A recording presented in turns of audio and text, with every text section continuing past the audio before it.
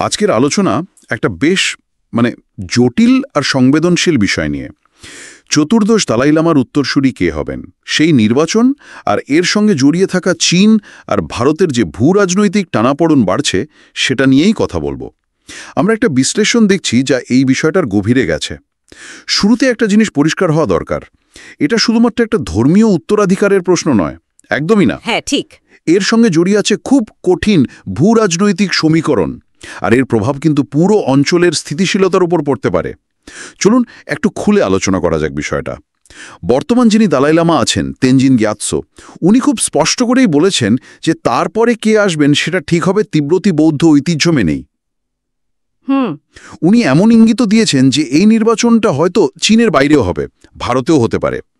আর উনি গ্যাডেন ফোদ্রাং ফাউন্ডেশন, ওনার যে ঐতিহ্যবাহী সরকার বা প্রশাসন ব্যবস্থা, তার ভূমিকার ওপর জোর দিয়েছেন। আর I always have one dream, that is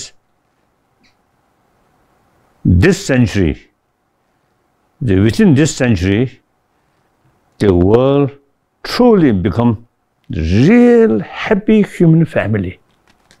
চীনের কোনো রকম নাক গলানো সেটা উনি মানবেন না। আর ঠিক এর উল্টো দিকে আছে চীন। তাদের বক্তব্য খুব পরিষ্কার, তিব্বত তাদের দেশ, তাদের অবিচ্ছেদ্য অংশ। আর দালাই লামা, তিনি একজন বিচ্ছিন্নতাবাদী নেতা।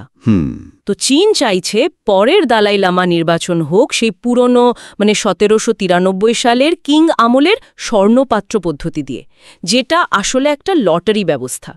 ঐতিহাসিকভাবে এটা তিব্বতের উপর চীনা নিয়ন্ত্রণ রাখার একটা চেষ্টা ছিল, যদিও এর বৈধতা নিয়ে প্রশ্ন আছে। পরিষ্কার বোঝা যাচ্ছে চীন পুরো প্রক্রিয়াটা নিজেদের হাতে রাখতে চায়। দুটো অবস্থান একদম মুখোমুখি। আচ্ছা, চীনের এই অবস্থান তো দালাই লামার ভাবনার একেবারে উল্টো। তাহলে ভারত এই পরিস্থিতিতে ঠিক কোথায় দাঁড়িয়ে, তাদের অবস্থানটা কি? দেখুন, ভারত সরকার, বিশেষ করে মন্ত্রী কিরেন রিজুর কথা যদি ধরি, তারা বলেছে যে উত্তরসূরি কে হবেন সেই সিদ্ধান্তটা নেবেন দালাই লামা নিজে, এবং এটা হবে তিব্বতী ধর্মীয় ঐতিহ্য অনুযায়ী। আচ্ছা, যদিও ভারত কিন্তু খাতায় কলমে যে তিব্বত চীনের অংশ, কিন্তু একই সঙ্গে তারা দালাই লামাকে ধর্মশালায় আশ্রয় দিয়েছে, তাই না? এবং শুধু আশ্রয় নয়, তাকে খুব সম্মানীয় অতিথি হিসেবেও দেখে। এই ব্যাপারটা পরিস্থিতিকে আরও একটু জটিল করে তুলেছে। হ্যাঁ, ঠিক। এখানেই তো প্যাঁচটা। যদি এমন হয় যে চীন নিজেদের পছন্দের কাউকে দালাই লামা বানিয়ে দিল, আর ওদিকে তিব্বতী যারা আছেন তারা দালাই লামার বেছে নেওয়া উত্তরসূরিকেই মানছেন, তাহলে তো একটা দ্বৈত দালাই লামা পরিস্থিতি তৈরি হতে পারে, তাই না? একদম ঠিক এই রকমই কিন্তু হয়েছিল 1995 সালে পাঞ্চেন লামার ক্ষেত্রে। ও হ্যাঁ, চীন তাদের পছন্দের একজনকে বসিয়েছিল, আর দালাই লামা যাকে বেছে নিয়েছিলেন তাকে তো তারপর থেকে আর জনসম্মুখে দেখাই যায়নি। বলা হয় তাকে আসলে গুম করা হয়েছিল। যদি এবারেও এমন কিছু হয় আর ভারত যদি দালাই লামার পছন্দকে সমর্থন করে, তাহলে তো চীনের সঙ্গে ভারতের কূটনৈতিক টানাপোড়েন আরও বাড়বে, এতে কোনো সন্দেহ নেই।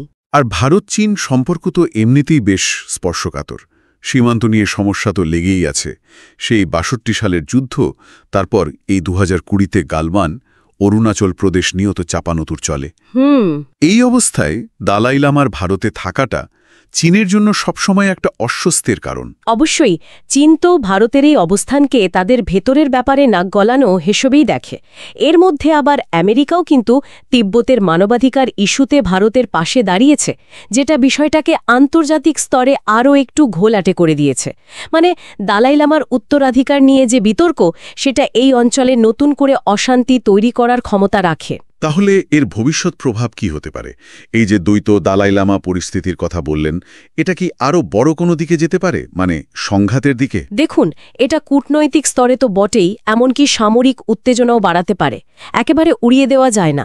আর তিব্বতের ভেতরেও অস্থিরতা বাড়তে পারে, কারণ তিব্বতের মানুষ চীনের চাপিয়ে দেওয়া নেতাকে সহজে মেনে নেবেন বলে তো মনে হয় না। ঠিক। যদিও সম্প্রতি কৈলাস মানসরোবর তীর্থযাত্রার মতো কিছু বিষয়ে একটু পরিস্থিতি স্বাভাবিক করার চেষ্টা দেখা গেছে, কিন্তু দালাই লামার উত্তরসূরির প্রশ্নটা দুই দেশের মধ্যে যে বিশ্বাসের অভাব আছে সেটাকে আরও গভীর করে তুলবে।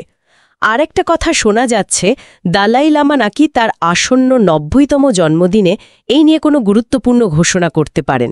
সেটা হলে হয়তো পরিস্থিতি নতুন কোনো দিকে মোড় নেবে।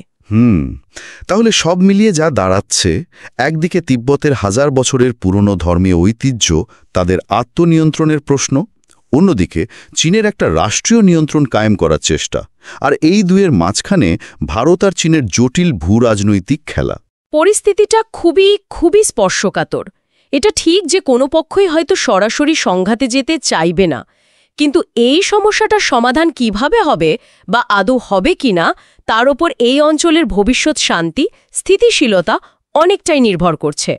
আর একটা ব্যাপার ভাবার মতো, দেখুন কিভাবে একটা প্রাচীন আধ্যাত্মিক উত্তরাধিকারের প্রক্রিয়া আজকের ভূরাজনীতির দাবার বোর্ডে একটা ঘুঁটি হয়ে উঠেছে।